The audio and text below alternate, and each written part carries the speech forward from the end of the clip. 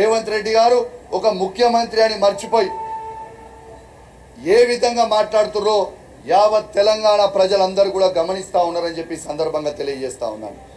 ఇలా ఇంతకు ముందు ఆది శ్రీనివాస్ గారు ఇలా మాట్లాడుతూ ఉన్నారు. ఏదో ముఖ్యమంత్రి అంటే చాలా గ్రేటు, ఏదంటే అది చేస్తాడు. కేసీఆర్ గారు ముఖ్యమంత్రి పదవి.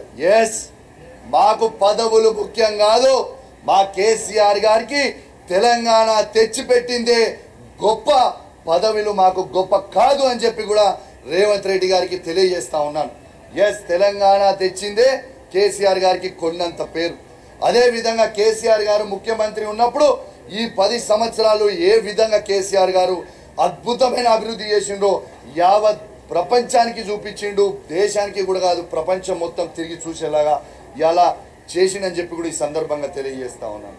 ఇలా ఒక ముఖ్యమంత్రి స్థాయి ఉండి సిగ్గు లేకుండా, శరం లేకుండా రేవంత్ రెడ్డి గారు ఇలా ఎదుటి ఒక ఎల్ఓపి లీడర్ని చావుని కోరుకుంటారా అండి? ఎవరన్నా నాకు అర్థం కాదు.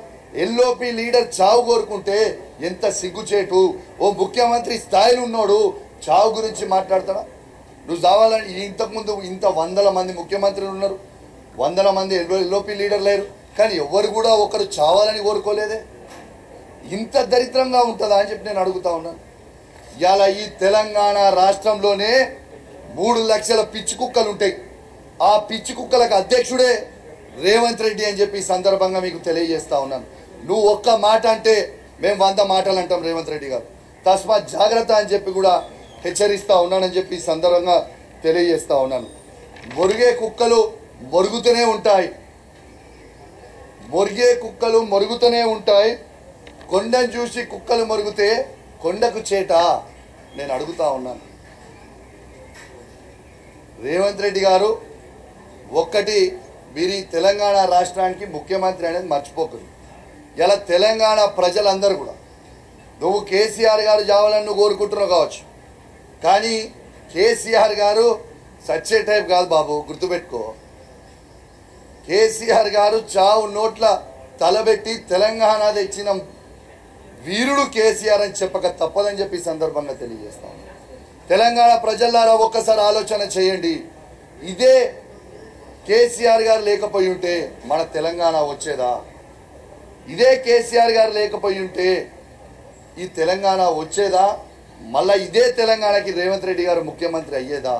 నీకు కూడా రాజకీయ భిక్ష పెట్టింది కేసీఆర్ అనేది విషయం నువ్వు మర్చిపోకు రేవంత్ రెడ్డి అని చెప్పి చెప్తా ఉన్నా. ఇలా ప్రజలు ఏ విధంగా ఉన్నారంటే, నువ్వు ఇచ్చిన 6 గ్యారంటీలు హామీలుతో ఏ విధంగా అయితే నువ్వు ప్రజలకు ఇచ్చినావు, ప్రజలని నమ్మించినావో, నిన్ను నమ్మి ప్రజలు ఓటేసినందుకు ఇలా ప్రజలు పెడుతున్న శాపనార్థులకు కుక్క సాగు చచ్చేది రేవంత్ రెడ్డి అని చెప్పి సందర్భంగా తెలియజేస్తా ఉన్నాను. గ్యారెంటీగా చెప్తా ఉన్నాను, ఇది ప్రజలు, తెలంగాణ ప్రజలు పెట్టే శాపాలకి కుక్క సాగు చచ్చేది రేవంత్ రెడ్డి అని చెప్పి చెప్పక తప్పదని చెప్పి సందర్భంగా తెలియజేస్తా ఉన్నాను. అదేవిధంగా నిన్న ఒక జర్నలిస్టు పాపం రైతు బంధు రాలేదు అనే ఆవేదనతోని, రైతు రుణమాఫీ కాలేదని ఆవేదనతోని, రైతు నీళ్లు వస్తలేవు నా పంట ఎండిపోతుందని ఆవేదనతోని ఒక రైతు ఒక జర్నలిస్ట్కి ఇంటర్వ్యూ ఇస్తే నువ్వు ఇంటర్వ్యూ తీసుకుంటావా అని ఆ జర్నలిస్ట్ని తీసుకుపోయి కేసులు పెట్టి, అక్రమ కేసులు పెట్టి, నాన్ బెయిలబుల్ కేసులు పెట్టి, ఇబ్బంది పెట్టి ఆ జర్నలిస్ట్ని తీసుకుపోయి జైల్లో పెట్టడం ఎంతవరకు కరెక్ట్ అని నేను అడుగుతాను. జర్నలిస్ట్ మిత్రులారా, మీ అందరు కూడా ఆలోచన చేయాలి. మీరు ఎవరిని ఇంటర్వ్యూ చేసినా, మీరు ఏం చూపించినా మిమ్మల్ని జైల్లో పెడతా అంటున్నాడు. ఇది డెమోక్రసీ అని చెప్పి నేను అడుగుతా ఉన్నాను. ఎస్, సిగ్గు లేకుండా జర్నలిస్ట్ని ఎందుకు అంటున్నావు అని నేను అడుగుతా ఉన్నాను. రేవంత్ రెడ్డి గారు, నువ్వు చక్కగా పాలన చేస్తే ఆ రైతు నిన్ను తిట్టాడు కదా. ఇదే నీళ్ళు ఇచ్చుంటే ఆయన తిట్టేటోడు కాదు కదా. ఇదే రైతు బంధు నువ్వు ఇచ్చుంటే ఆయన తిట్టేటోడు కాదు కదా.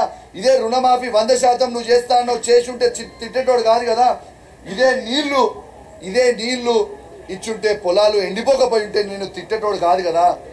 జైల్లో పెట్టాల్సింది జర్నలిస్టులను కాదు, జైల్లో పెట్టాల్సింది ఈ ఓటు నోటు దొంగ అయినా రేవంత్ రెడ్డిని జైల్లో పెట్టాలి తప్పితే పాపము ఆ పేద జర్నలిస్ట్ని కాదు అని చెప్పి కూడా ఈ సందర్భంగా తెలియజేస్తూ సెలవు తీసుకుంటా ఉన్నాను.